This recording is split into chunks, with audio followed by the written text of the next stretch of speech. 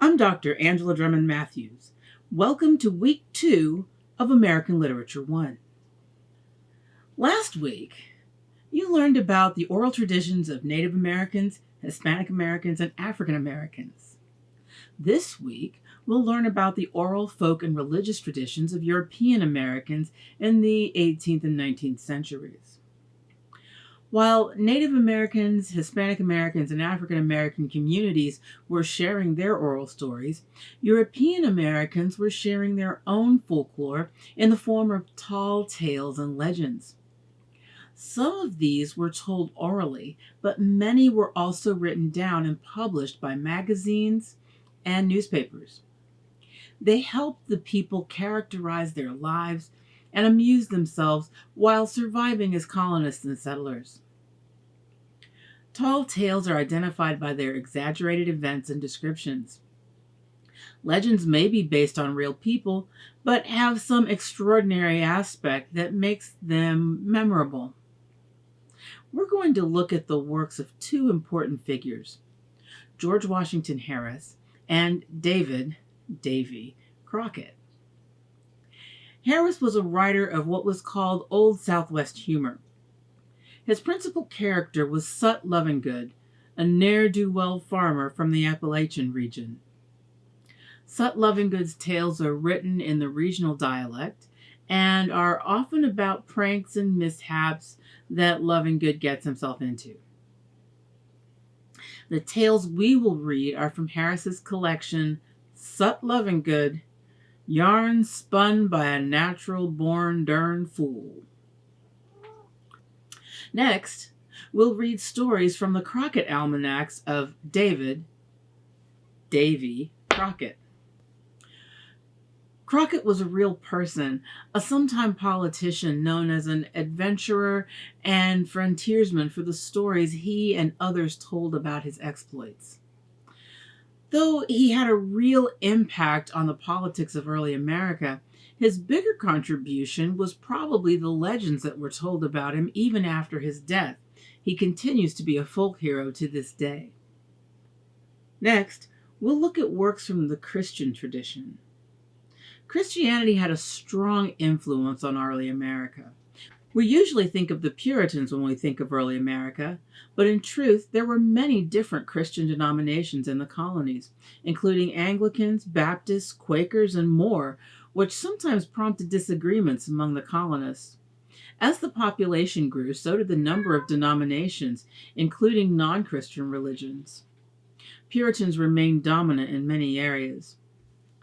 Necessity, in the end, led to religious tolerance among the colonists, but religion wasn't the only prevailing thinking in the colonies. The Age of Reason, also known as the Enlightenment, had a huge effect on people's belief systems. Influenced by the Enlightenment movement in Europe, American colonists began to think of the world in terms of science and reason. This, in part, fueled the desire for religious tolerance as people began to see religion as separate from morality. This new devotion to reason saw dedication to religion begin to fade.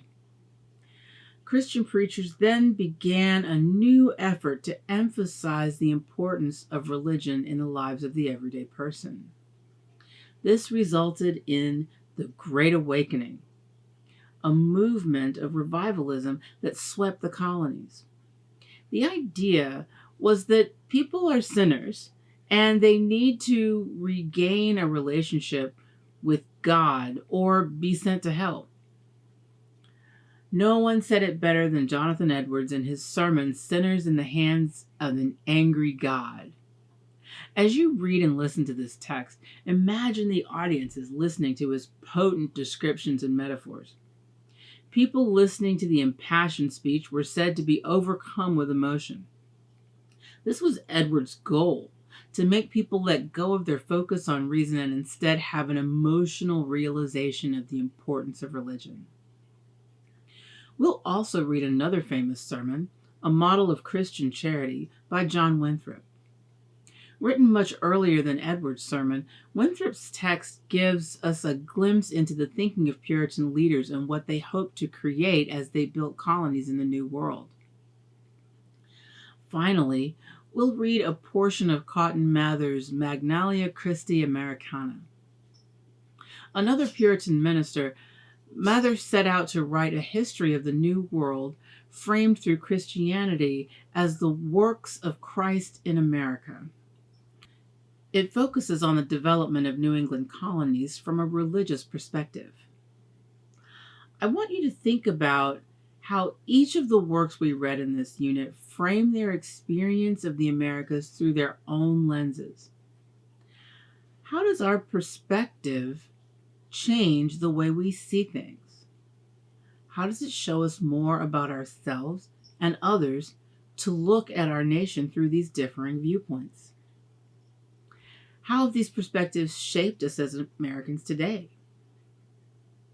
That's all for now. Remember, you can email me at any time if you have any questions. I will be available for an optional discussion session on Thursday. Check Blackboard for times.